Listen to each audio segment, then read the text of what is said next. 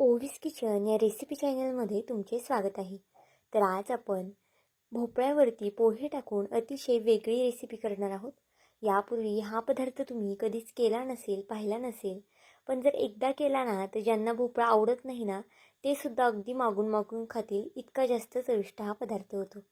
तर चला थोडाही वेळ न घालवता लगेच रेसिपीला सुरुवात करूया. त्याआधी जर चॅनलवरती नवीन असाल आणि चॅनलला अजूनही एकही सबस्क्राईब केलं नसेल तर नक्कीच एक लाईक आणि एक सबस्क्राईब करून घ्या. कारण की माझ्या अशाच नवनवीन व्हिडिओ जर तुम्हाला पाहिजे असतील तर जर तुम्ही सबस्क्राईब करून ठेवला असेल तर लगेच तुम्हाला नोटिफिकेशन येईल आणि माझा व्हिडिओसुद्धा लगेच येईल. तर बघा, त्यासाठी आपल्याला इथे सुरुवातीला भरपूर अशी कोथिंबीर घ्यायची आहे. कोथिंबीर इथे मी स्वच्छ धुवून घेतलेली आहे आणि मग बारीक अशी कट करून घ्यायची आहे. कोथिंबीर चिरून झाल्यानंतर एक मिक्सरचं भांडं घेतलं आहे. त्यामध्ये 2 ते 3 मिरच्या मी घालून घेतलेल्या आहेत. मिरचीचं प्रमाण तुम्ही तुमच्या आवडीनुसार कमी किंवा जास्त करू शकता. लसूण घातला आहे 4 ते 5 पाकळ्या सोलून. आता यामध्ये अर्धा चमचा इतपत जिरं घालून घेऊया. जिऱ्यामुळे या रेसिपीला छान असा फ्लेवर येतो, त्यामुळे जिरे आवर्जून घाला. पांढरे तीळ घालून घेतले आहेत 1 चमचा. तर बघा, इथे मी वाटतानाच पांढरे तीळ घातलेले आहेत, पण जर तुम्हाला नंतर वापरायचे असतील तर ते सुद्धा तुम्ही इथे वापरू शकता.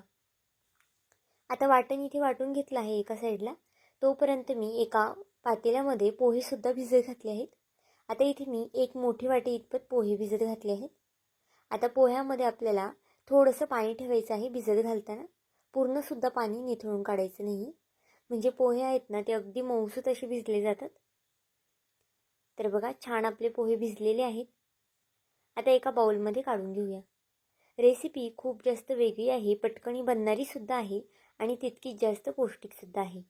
आता बघा, भोपळा घालून घेतलेला आहे यामध्ये. आता भोपळ्याचं प्रमाण तुम्ही तुमच्या आवडीनुसार यामध्ये कमी जास्त करू शकता. भोपळा आपल्याला सुरुवातीला स्वच्छ धुवून घ्यायचा आहे आणि मग नंतरनं बारीक किसणीने किसून घ्यायचं आहे. जर तुमच्याकडे बारीक किसणी नसेल तर त्याऐवजी मोठ्या किसणीने किसला तरी चालेल. कोथिंबीर घालून घ्यायची आहे सगळी, जेवढी आपण चिरलेली तेवढी. एक लहान आकाराचा बारीक चिरून घेतलेला मी कांदा घालून घेतलेला आहे. कांदा घालणं ऑप्शनल आहे, तुम्हाला आवडत असतील तर घाला, नाही घातला तरी चालेल. आता जे आपण हिरवी मिरची, तीळ, जिरं, लसूण वाटून घेतलं होतं ना ते घालून घेऊया. त्यानंतर यामध्ये आपण 2 ते 3 चमचे इतपत रवा घालून घेऊया. रवा इथे तुम्ही कोणताही वापरू शकता. जर तुमच्याकडे बारीक असेल तर बारीक वापरा किंवा मोठा जाड रवा असेल ना तो वापरला तरी चालेल. आता यामध्ये काही मसाले घालून घेतले आहेत. अर्धा चमचा हळद, अर्धा चमचा बेडगी मिरची घातलेली आहे. चवीनुसार मीठ घातलेलं आहे. आता बेडगी मिरची इथं मी फक्त रंग येण्यासाठी घातलेला आहे. तुमच्याकडे असेल तर घाला किंवा मग स्किप केले ना तरीसुद्धा चालेल. 2 चमचे इतपत मी बेसन पीठ घालून घेतलं आहे. बेसन पिठाने या पदार्थाला बाइंडिंग छान येतं, त्यामुळे बेसन पीठ आवर्जून घाला. आता बघा, चमच्याने न कुस्करता आपल्याला हे हाताने छान असं मिक्स करून घ्यायचं आहे. पदार्थ खूप जास्त पौष्टिक आहे, झटपट बनणारासुद्धा आहे. कधीकधी सकाळच्या घाई गडबडीत जर चपाती भाजी बनवायचा कंटाळा आला असेल तर नक्कीच हा पदार्थ तुम्ही बनवू शकता. अगदी कमीत कमी वेळेमध्ये तयार होतो, कमीत कमी साहित्यामध्ये सुद्धा तयार होतो. आता यामध्ये तुम्हाला जर अजून काही भाज्या ॲड करायच्या असेल, जसं की किसलेला कोबी, चिरलेला पालक वगैरे, किंवा मग गाजर वगैरे सुद्धा तुम्ही किसून घालू शकता. किंवा मग दुसरी कोणतीच तुमच्याकडे भाजी नसेल ना तर नुसतं कांदा, टोमॅटो, कोथिंबीर घातले ना तरीसुद्धा चालेल. आता बघा, हे पीठ छान असं मी मिक्स करून घेतलं आहे. पाणीसुद्धा आपल्याला इथे जास्त घालायचं नाही आहे. व्हिडिओत दाखवते ना त्या पद्धतीनेच आपल्याला याची कन्सिस्टन्सी लागणार आहे.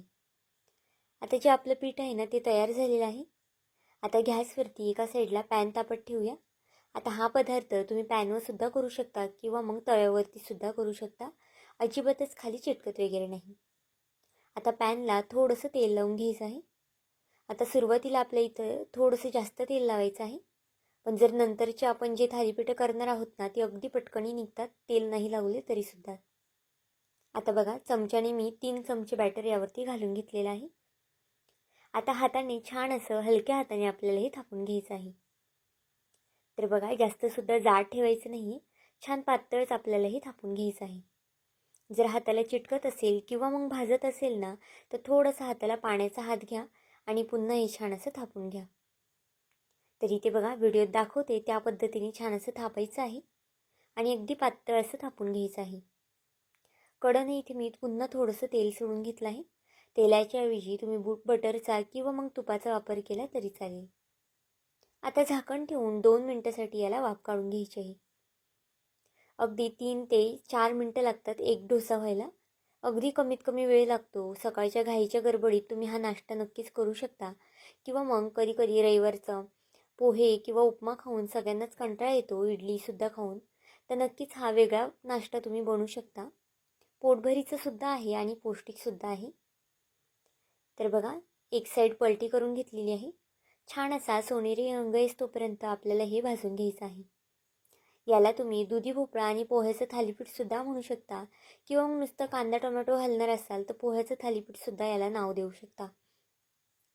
तर बघा, दोन्ही साईडने छान खमंग खरपूस असं आपल्याला हे भाजून द्यायचं आहे. आता अशाच पद्धतीने दुसरेसुद्धा थालीपीठ आपल्याला करून घ्यायचं आहे. तर इथे बघा, पॅनवरती थोडंसं पुन्हा तेल घालून घेतलेलं आहे आणि चमच्याने आपल्याला हे बॅटर ओतून घ्यायचं आहे. आता आपल्याला हा पराठा इथे हा चमच्याने करायचा आहे. जर तुम्हाला हाताने वगैरे भाजत असेल तर तुम्ही अशा पद्धतीने चमच्याने सुद्धा अगदी सहज पसरू शकता. अगदी सहज पसरलं जातं, अजिबातच वेळ वगैरे लागत नाही. तर इथे बघा, व्हिडिओत दाखवते ना, अगदी त्या पद्धतीने पसरून घ्या. तुम्हाला जर माझा व्हिडिओ थोडा जरी आवडला असेल तर नक्कीच चॅनलला एक लाईक आणि एक सबस्क्राईब करून घ्या. कारण की नवीन यूट्यूबरसाठी तुमचं एक एक लाईक एक एक सबस्क्राईब हे खूप जास्त मोलाचं असतं. तसाच माझा हा व्हिडिओ तुम्ही कुठून पाहत आहात, कोणत्या देशातून शहरातून पाहत आहात ना, हे सुद्धा मला कमेंट करून सांगायला विसरू नका. तर इथे बघा, दुसरासुद्धा आपण थालीपीठ थापून घेतलेला आहे आणि ते सुद्धा झाकण ठेवून आपण 1-2 मिनटासाठी वाफ काढून घेऊया. आता एक साईड छान अशी भाजून घेतलेली आहे मी. दोन्ही साईडने थालीपीठ आपल्याला छान खरपूस रंग येईस्तोपर्यंत भाजून घ्यायचं आहे. मुलांच्या आवडीचा काय आणि मोठ्यांच्या आवडीचा, सगळ्यांच्याच आवडीचा हा नाश्ता तयार होणार आहे. कारण की खायला अगदी अप्रतिम लागतो, वेगळा लागतो आणि असं काहीतरी नवीन भेटलं ना तर मुलेसुद्धा अगदी आवडीने खातील. तर बघा, आपली सगळी थालीपीठं करून झालेली आहे. आता एक वाटी पोह्यामध्ये आपले 4 ते 5 थालीपीठं आरामात तयार होतात. थंड झाली ना तरीसुद्धा अगदी असेच मऊसूत राहतात आणि खायलासुद्धा तितकेच जास्त छान लागतात. आता हे थालीपीठ तुम्ही असंच सुद्धा खाऊ शकता. असंच खाल्लं ना तरीसुद्धा छानच लागतं. चहाबरोबर खाऊ शकता, मुलांना केचपसोबत देऊ शकता किंवा मग दह्यासोबतसुद्धा खाऊ शकता. तर आजची ही रेसिपी तुम्हाला कशी वाटली मला हे कमेंट करून नक्की सांगा. आणि चॅनलवरती नवीन असाल तर चॅनलला एक लाईक आणि एक सबस्क्राईब करायला विसरू नका. भेटूया आपण पुन्हा एका अशाच नवीन व्हिडिओमध्ये.